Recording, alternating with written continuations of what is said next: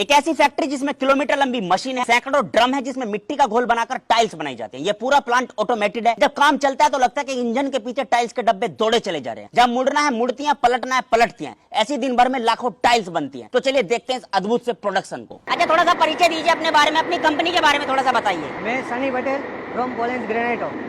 अभी हम 2x4 जीवीटी manufacturing कर रहे हैं। उसके लिए सबसे पहले रॉ मटेरियल की आपको क्या जरूरत पड़ती है? थोड़ा बहुत मार्बल का स्लरी भी आता है। अच्छा, बाकी सब एक्स्ट्रा अलग अलग माइंस का आइटम आता है। ये होपर है अपना। ओके। इसमें उसके कंपोजिशन के मुताबिक परसेंटेज वाइज इसको लोड किया जाता है। कन्वेयर बेल्ट के थ्रू अनलोडिंग होता है। अब वहां से कन्वेयर बेल्ट की सहायता से हमारा रॉ मटेरियल धीरे धीरे ट्रेवल करके पहुंचता है आगे की तरफ। फिर वहां पर दूसरी कन्वेयर बेल्ट की सहायता से पहुंच जाता है इन बड़े बड़े ड्रमों के अंदर। इनके अंदर छोटे छोटे पत्थर भी डले हुए हैं। अब ये क्या काम करते हैं वो बताएंगे हमें पटेल साहब। जो अपना लम्स और पाउडर फॉर्म आता है ना, उसको लिक्विड के साथ मिक्स करके फाइन स्लरी बनाता है उसको। अब इन ड्रमों के अंदर स्लेरी बनने के बाद इस बड़े से पाइप के द्वारा ये कनेक्टेड है अंडरग्राउंड बने टैंकों से। वहां पर बना स्लेरी इन पाइपों के द्वारा सारा अंडरग्राउंड पहुंच जाता है। ये लगातार पंखड़ी ऐसी घूमती रहती है जो कि इस मोटर के द्वारा कनेक्टेड है। हर एक टैंक का एक अलग मोटर से कनेक्शन है और वो लगातार इन पंखड़ियों को ऐसे ही घुमाता रहता है। ये सेफ्टी टैंक है। अच्छा, तो जो लिक्विड फॉर्म है उसका ग्रेन्युलेशन फॉर्म में कन्वर्ट होता है। तो ये बेसिकली ये वो मटेरियल है जिससे टाइल्स बनती है आपकी। ये बॉडी मटेरियल टाइल्स का। ये देख सकते हैं कन्वेयर बेल्ट की सहायता से आगे गया, पाउडर इस छन्नी के अंदर आया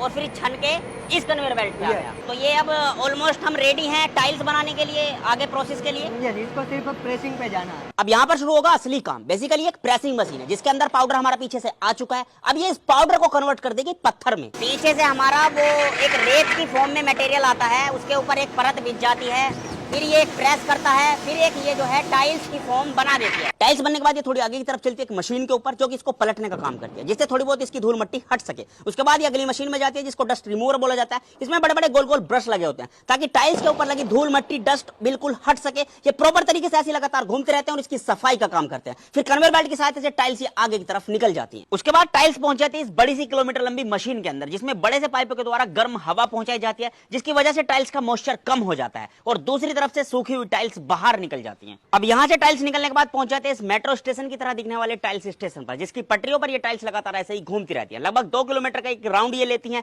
और ऊपर लगे टाइमर हमें बताता है कि ये किस टेम्परेचर पर गर्म हो रही हैं। ये पूरा सिस्टम कंप्यूटराइज्ड और ऑटोमेटिक तरीके से काम करता है। अब ये 2-4 किलोमीटर का राउंड लेके टाइल्स जो है बिल्कुल गरम गरम हमारे यहाँ तक पहुंच चुकी है। धीरे धीरे कुछ ठंडी भी हो चुकी है। यहाँ पर एक कोटिंग की जाएगी। ये आप देख सकते हैं स्लेज जो है इनका ये तैयार हो रहा है मटेरियल, जिसकी कोटिंग इन टाइल्स के ऊपर की जाती है। अब ये काम कैसे करता है ये देखेगा। इन पाइपों की सहायता से ये जो कनेक्टेड है काले वाला पाइप, इसकी सहायता से यहाँ पर पहुंचेगा ये मटेरियल। वहां से ये जो परत से आप देख रहे हैं ये इनका वो ही मटेरियल है लिक्विड, जिसकी परत इस टाइल्स के ऊपर चढ़ाई जाएगी। उस साइड से टाइल्स सूखी हुई निकलेंगी और इस साइड से टाइल्स